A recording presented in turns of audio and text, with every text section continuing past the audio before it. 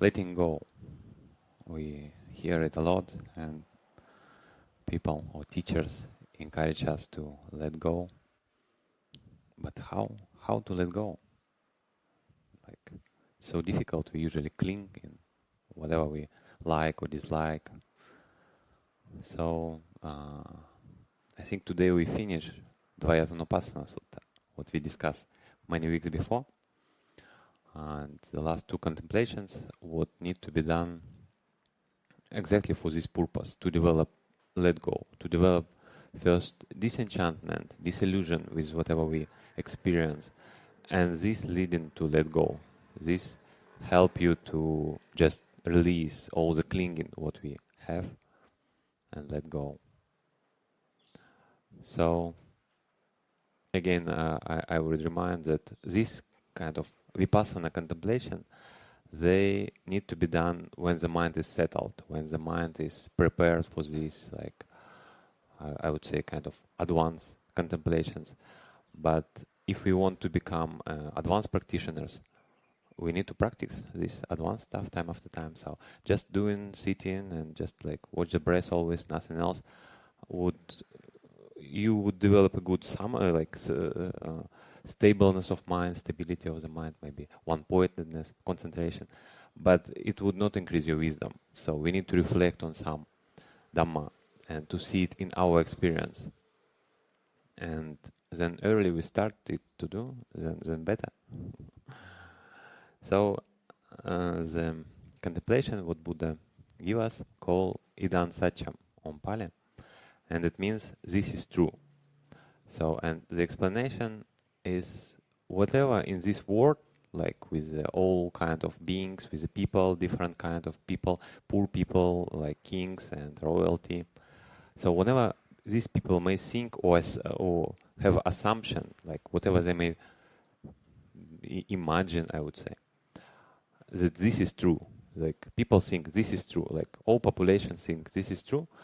For an Arya person, for a noble person, for an enlightenment person, it's false. So he considers it's false. And other way around, whatever all world perceive it, it's false. The Arya person, noble person, he know that this is true. So what is this? What is this about? Like, whatever I don't know. I think that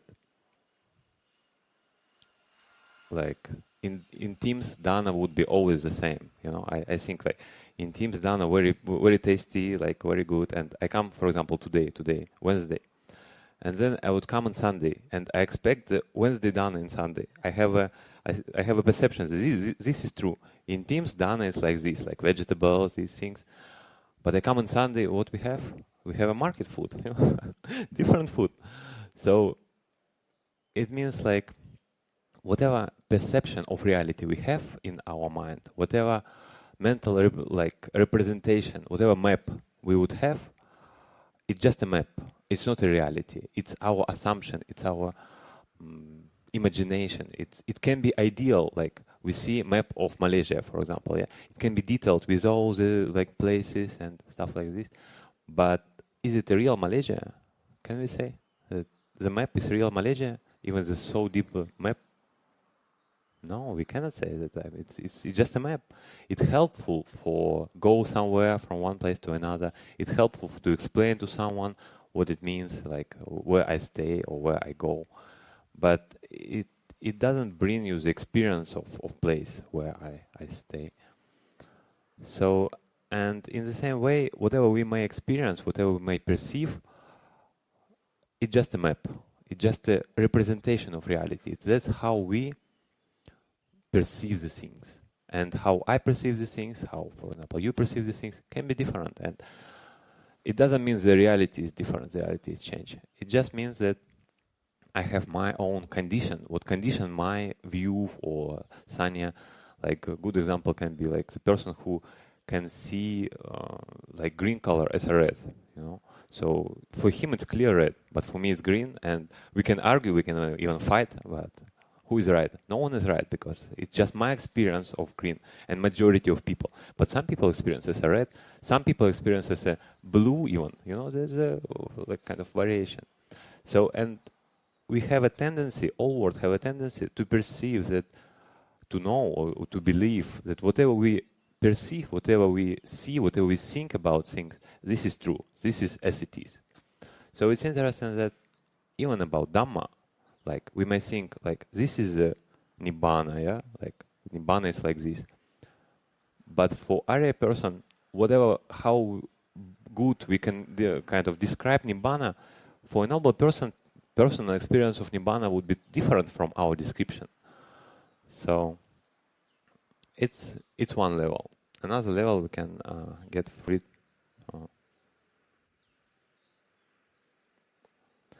Attaninam attamani passalokam sadevakam nivattam namarupasmim idam satchanti manyati. So whatever people in the world or any being in the world, they see or perceive in the namarupa, in the mentality and materiality, so in any experience, they perceive its self, that there is a self in this experience, what doesn't have self. So whatever I may like experience, yeah, smell, taste, or like even my bodily experience, my thoughts, it's easy, or even entire world think that it's my thoughts, it's my body, it's I go and I wish. But for Arya person, for a noble person, it's not like this. It's just a thought, it's just the idea, it's just the feelings, it's just a bodily sensation. It's nothing to do with me or mine. And also like it cannot be called like as a true self, like atta, jiva they call it. So yena himanyati tato tan hoti anyata tan tata samusa hoti mosadhamman hitan ittaram. So whatever we may imagine, in reality it's otherwise. So it's referring exactly to idea of the self. And Buddha called it musadhamma. It means like false true or false reality. So it cheats us, it deceives us. So I speak, yeah, something come to my mind, I read it, and it cheats me that there is I am, I do this, I have this idea, I have this thought. So all this designed, all these things just make in a way that like you start to believe that there is a self, there is other person, there is I. So for sure, how you can say that there is no self. And ittaram, there is a word. It means it's changing, like it's always changing. It's never stable. Whatever, even I may perceive like my body is like this. After 10 years, my body would be different. Experience of body would be different. Or whatever idea now I have, okay, now I understand the Dhamma. After like 5 years, whatever I thought 5 years before, I would think, oh, ashamed, no, how you can think like this? So your understanding develop. Or other way around, if I don't develop, if I stop study, for example, stop practice, then my understanding can become more sluggish. And so it's just flexible, it's just a niche. It cannot be like my true self. And amosadhamman nibbanam tad arya satchato vidu. So the Buddha say nibbana, it's amosadhamma, it's like not deceiving nature. It doesn't have this untrue nature. And it's good here to understand that it doesn't say that nibbana have a quality of not deceiving. Yeah, it's one thing. It says that nibbana, it does not have a quality of deceiving. So the difference is, if we try to put any quality to nibbana, it would be just our imagination. It would be not exactly the description of nibbana. But we can say what nibbana is not. So this we might say, but so it's subtle difference. Yeah, like even in Pali, like or in English, it's almost the same sentences. But the assumption that whatever we can imagine about things, especially about nibbana, because nibbana go beyond any experience, whatever we can imagine or perceive. So just be clear that it's something beyond. It's something what we cannot describe. And the noble one, they see it as it is. And after they see it as it is, they become free from any desire, so they become satisfied with whatever they have completely. And parinibbutta, so say their fire gone. The fire of lust, the fire of hate or delusion, just gone. It's not anymore. So it's about letting go, yeah. Like in the practical level, we can, again, with stable mind, with a prepared mind, we can try to see how I start to believe that all my assumption, all my perception, it's a real, it's a true. How, and just try to notice it. How this perception kind of cheat me that okay, this is true, this is reality, and how this, and is it so? Like Buddha always encouraged, like, to check. Is it so?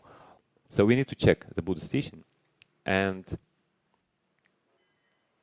also we need to see where we stuck in a self, like whatever I perceive as a my or I, and try to notice, try to investigate, is it so? Is it really my or I? And the last, in this sutta, the last contemplation, called idan sukham. So the same way what we discussed before, whatever in this world all beings can perceive idan sukham, this is sukha, this is happiness, this is pleasure, this is satisfaction. For a noble one, for an Arya person, this is dukkha, this is dissatisfaction, this is suffering, and other way around.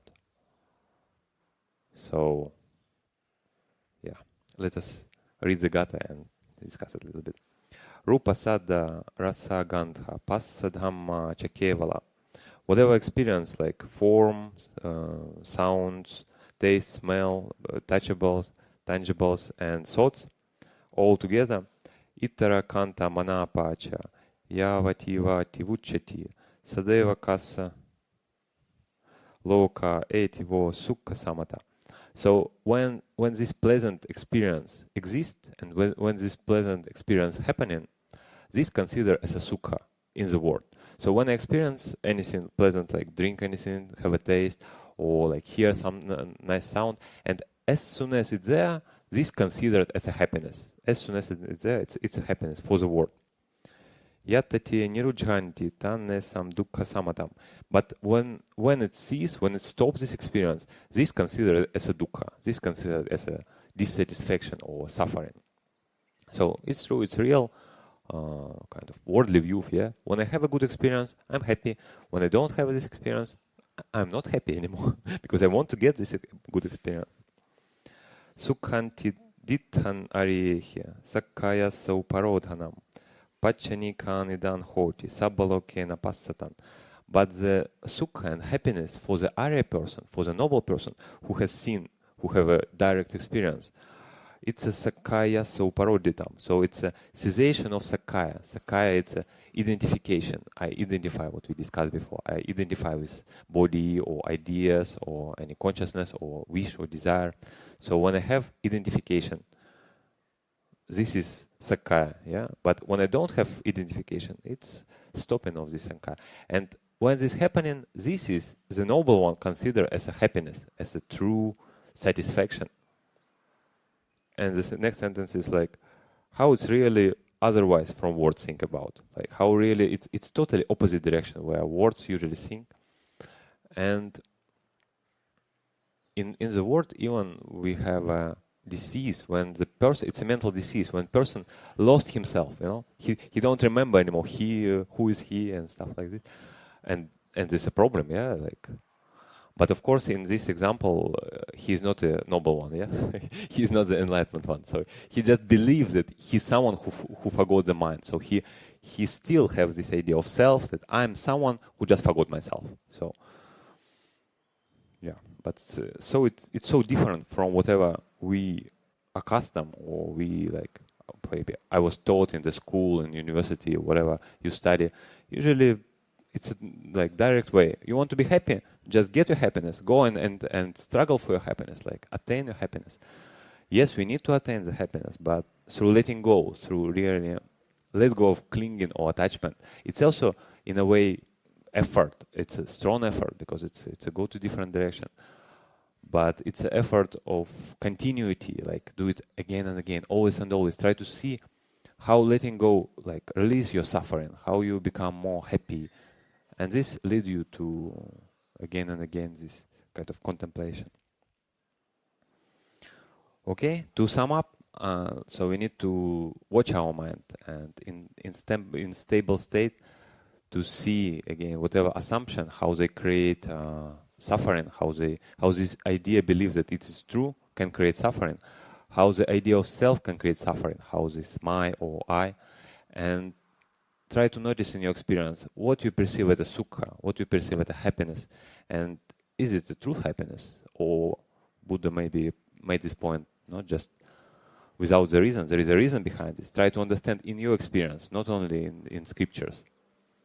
So, and I wish all of us to really become advanced practitioners and be able to personally realize all these truths and attain Nibbana. Sadhu, sadhu.